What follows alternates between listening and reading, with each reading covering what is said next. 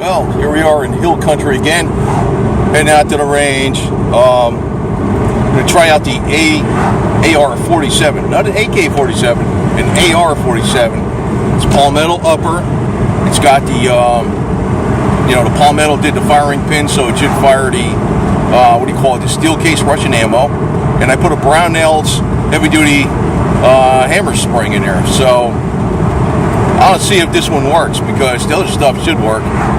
But I ain't sure about this one, because I heard there's a lot of, well, we'll see. I did everything right, and I got the right magazines, and there might be a modification I got to do on the magazines, but I got one magazine modified, and the other one's not, and we'll see how this works out.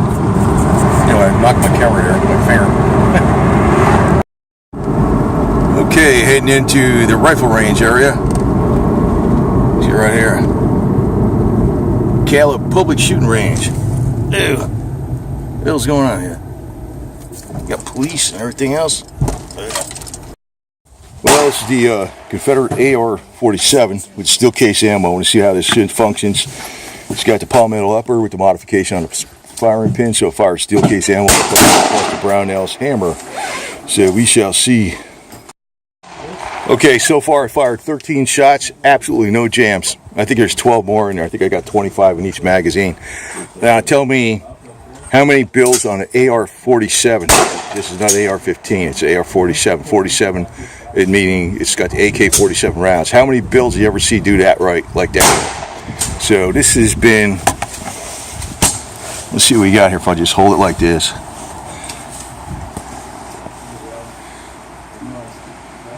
Just give it a function test here.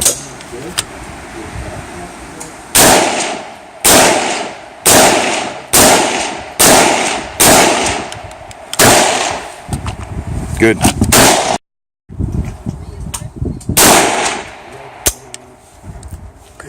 All right, there's one. Didn't work.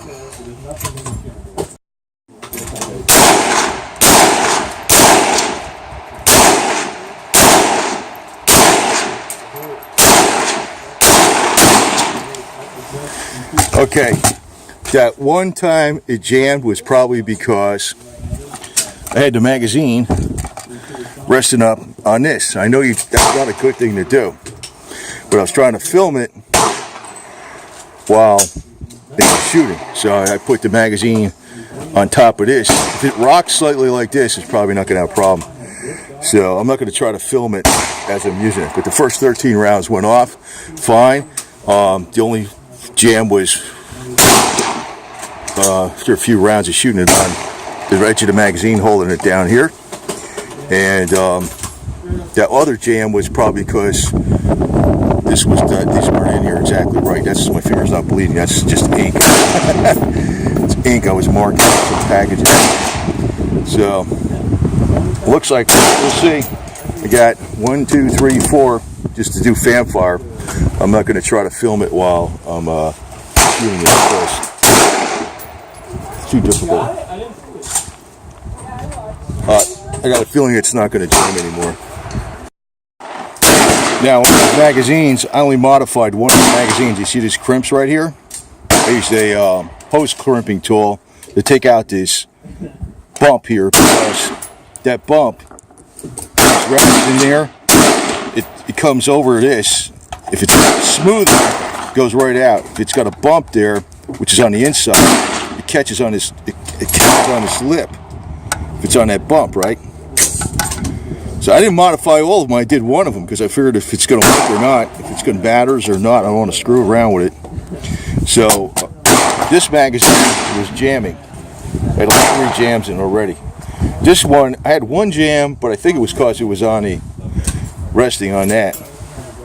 I'm going to load it up, give it a shot, see what happens. Well, that seemed to work pretty good. So I'm going to go ahead and modify all the magazines with that crimping tool. That it's a hose crimping tool that's got, it looks like a circle like this on the end of it, and it's got 2 things that go like this. It's for crimping hose clamps on hose. You push this down, a follower, and you get in there and put one side on this over here, one on the inside, and just flatten that out so the edge of the round doesn't catch on there, the lip. It seems to work a lot better. So if I I get this thing to work, it's gonna be great. It does seem to work with the one magazine. Well, that wasn't too bad. It was fired the whole magazine. There was only one where I had to pull this back, you know, turn the handle back slightly, and you know, tap it in a little bit. But that was not. It wasn't too bad. Maybe if I just pump some rounds through it, it'd probably be fine without even modifying the magazines. I'm not sure. Not 100% sure. That wasn't bad. I try to film this with one hand. I should have brought some gun oil with me, but it's got pretty good oil on it. Try to shoot this one hand.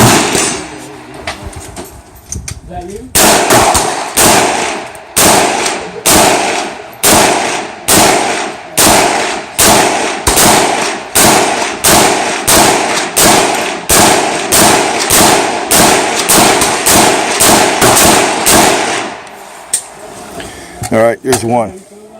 But that's not too bad considering it's an AR47, so a little tuning up, we'll be okay. Again, it's not just an AR47. I'm using a Russian steel case ammo, so it's notorious for jamming every other time. I'm actually doing pretty good on this. I'll probably modify the magazines though, because you notice where it's catching right here, it's not like they're not popping up quite fast enough. So we're going to get that modification on, see up here, where it's crimped down, and up there. We're going to do that on all of them. I think it'll run pretty good with just a little flicking in on his modification on all the magazines. Not really a bad misfeed. I just had to pull out the charging handle slightly and let it release it. And get the forward assist, it's right in there. So it wasn't that bad. I did get off about 20-something rounds here. So if you notice, other people have been modifying AR-47s to try to get it to fire the Russian steel cased ammo.